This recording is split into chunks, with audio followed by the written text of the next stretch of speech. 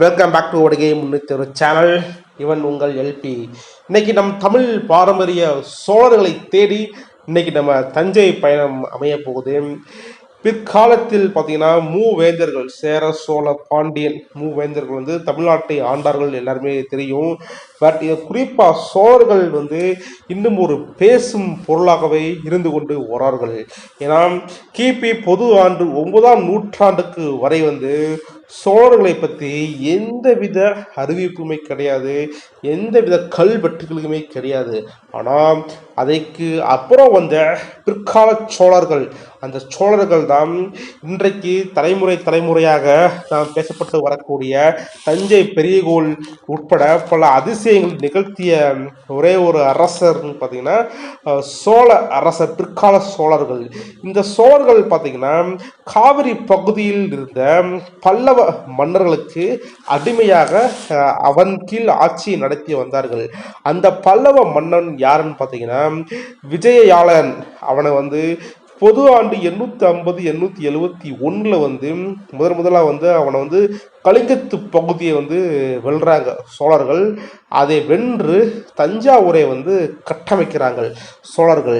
எனவே வரலாற்று சிறப்புமிக்க இந்த வெற்றியை பெற்றதன் மூலமாக பிற்கால சோழ பேரரசு சாம்ராஜ்யமானது உருவாக மிக மிக கடமைப்பட்டுள்ளது.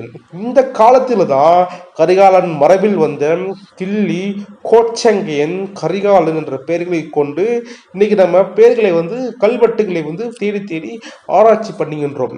அதே விஜய ஆலகன் பின் வந்தோரின் முதலாம் பராதங்கன், அதுதான் முதலாம் வந்து பராதங்கன் 907 955 வரைக்கும் வந்து தனது ஆட்சியை வந்து நிலைநாட்டுறான்.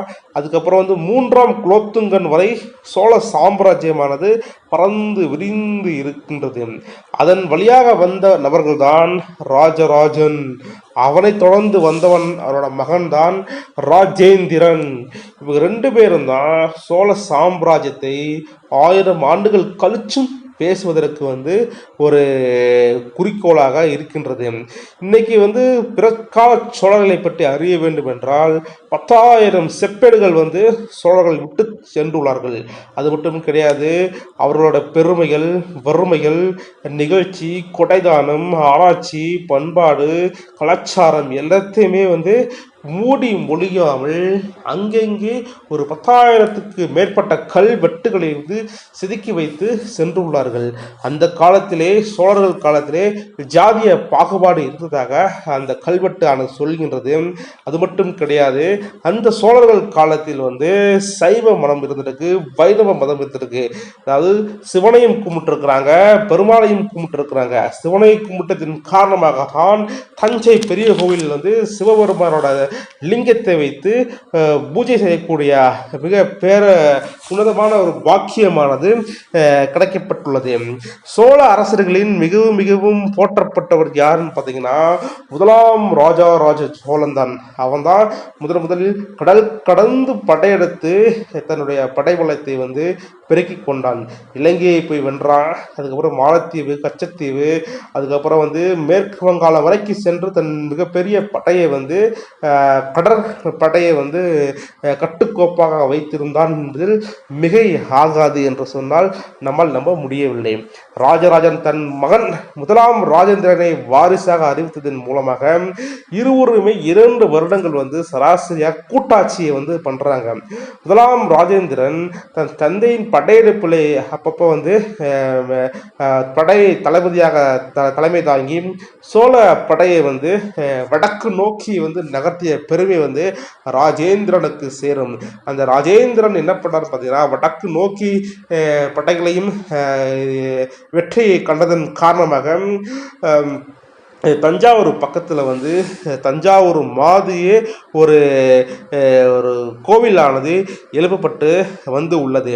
முதலாம் ராஜேந்திரன் அரசானது பொறுப்பேற்ற பின்னர் வந்து 23 வட இந்தியாவின் மீது மிக தீவிரமாக படையை வந்து படையெடுப்பை நடத்தி கோதாவரி ஆற்று வரையும் தன்னை படையை வந்து செலுத்தி உள்ளான் ராஜேந்திரன். இந்த ராஜேந்திரன் காலத்தில் தான் பல கட்டமைப்புகள் உள்கட்டமைப்புகள் எல்லாருமே வந்து இந்த ராஜேந்திரன் ஆட்சியில் தான் வந்து நிகழ்த்தப்பட்டதாக வரலாறு சொல்லுகின்றது. மேலே சாளுக்கிய அரசரின் மீது 1003 முதலாம் ராஜராஜன் தொடுத்த போரும் 1009 ராஜேந்திரன் தொடுத்த போரும் மிகப்பெரிய போராக இன்று வரை பேசப்பட்டு வந்துள்ளது. ராஜேந்திரன் தன் மகனை அனுப்பி அங்கு உள்ள துவாக பாலகனை கொண்டு வந்து கும்பகோணத்தில் வந்து தராசுரம் என்ற கோவிலை வந்து இன்றும் அதை காண முடிகின்றது.